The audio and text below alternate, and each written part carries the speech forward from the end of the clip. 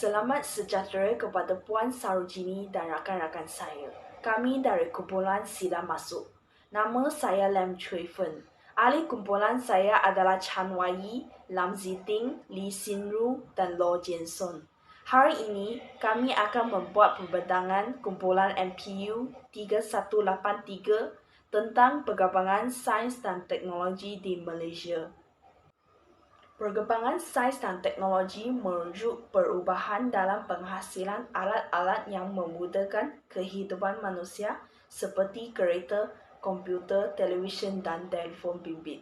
Perkembangannya dilihat tumbuh ibarat jedawan selepas hujan apabila kos menggunakan teknologi semakin berpatutan dan dikomersialkan sesuai dengan kehidupan manusia, malah menjadi perlumbaan antara negara-negara maju seperti Amerika Syarikat dan Jepun. Hari ini, data merupakan satu komoditi yang dianggap lebih bernilai daripada minyak dan gas asli kerana sumbangannya terhadap asas atau norma kehidupan. Oleh itu, marilah kita bincangkan kesan fenomena ini terhadap kesepaduan sosial dan cara konsep etika dalam penggunaan teknologi maklumat menjadi platform ke arah mewujudkan kesempatan sosial di Malaysia. Sekarang saya ingin menyampaikan perbentangan kepada penyampai seterusnya. Terima kasih Chui Fen. Sekarang saya akan sambung perbentangan dengan kesan perkembangan sains dan teknologi.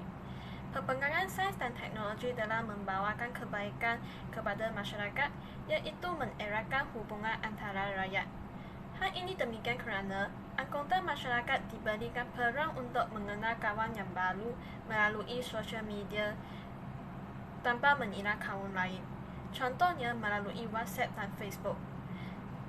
Melalui komunikasi dalam sosial media, mereka dapat tanpa pengetahuan agama dan budaya kaum yang berbeza. Oleh itu, tindakan laku yang pantang dan kesalahfahami antara kaum dapat dielakkan. Selain itu, perkembangan sains dan teknologi juga membawakan keamanan dan kestabilan dalam masyarakat. Menyuarakan pandangan menurut prinsip sendiri dengan rasional melalui sosial media dapat menyertakan rakyat tentang masalah sendiri. Apabila sedar dengan masalah tersebut, mereka akan bekerja sama untuk mengatasi masalah tersebut. Sekarang, saya ingin menyampaikan perbentangan kepada penyampai seterusnya. Nama saya Lo Jian Sun. Hari ini saya akan membentangkan tentang apakah kesan ini terhadap keberadaan sosial. Walaupun perkembangan sains dan teknologi sangat berfaedah terhadap kita, tetapi bila rakyat bermula menyuarakan perasaan tidak puas hati terhadap sesuatu bangsa dengan sesuka hati tanpa bukti yang tetap, hal ini akan mengakibatkan anggapan yang salah terhadap bangsa tersebut.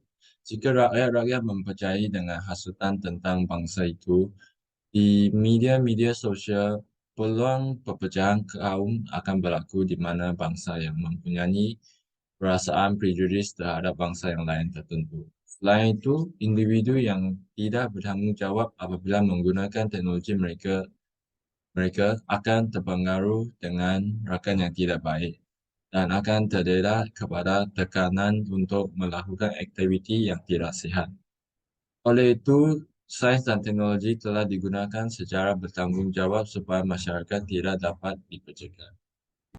Nama saya Lam Ziting dan saya akan membentangkan soalan bagaimana konsep etika dan penggunaan teknologi maklumat menjadi platform ke arah mewujudkan kesepaduan sosial.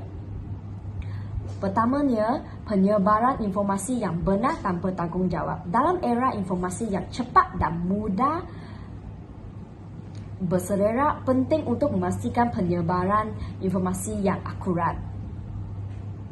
Masyarakat harus memberikan pendidikan dan kesabaran yang cukup tentang pentingnya memeriksa kebenaran informasi sebelum membagikannya. Dengan demikian, teknologi maklumat dapat berfungsi sebagai alat yang mempromosikan kesabaran dan membinakan polarisasi sosial. Terima kasih, itu sahaja daripada saya.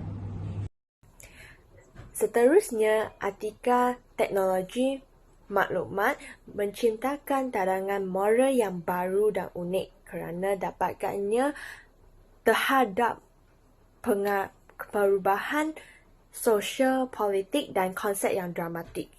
Kerana teknologi informasi tidak hanya mempengaruhi cara kita melakukan sesuatu, tetapi juga cara kita memikirkannya. Hal ini menatang beberapa konsep berdasar dari filosofi moral dan politik, privasi, distribusi kekuasaan, kebebasan fundamental dan tanggungjawab moral. Kesimpulannya, sains dan teknologi membawa kesan positif dan negatif kepada kesempatan sosial di Malaysia. Manusia boleh mereka cipta pelbagai benda-benda yang menguntungkan manusia dengan meningkatkan taraf kemajuan dalam sesebuah negara. Kita seharusnya bersyukur dan menggunakan setiap kemudahan hasil daripada sains dan teknologi dengan penuh manfaat, bukannya kemudaratan. Walau bagaimanapun, terdapat pihak yang melihat teknologi dan sains sebagai suatu perkara yang menjadikan manusia semakin malas. Bak kata pepatah, sekali air bah, sekali pantai berubah, yang menyaksikan kehidupan manusia bakal ditentukan oleh penghasilan sains dan teknologi yang sentiasa berubah. Oleh itu, setiap lapisan masyarakat hendaklah menggunakan kemajuan sains dan teknologi yang ada dengan sebaiknya. Itu sahaja untuk pembentangan kumpulan kami pada hari ini. Sekian, terima kasih.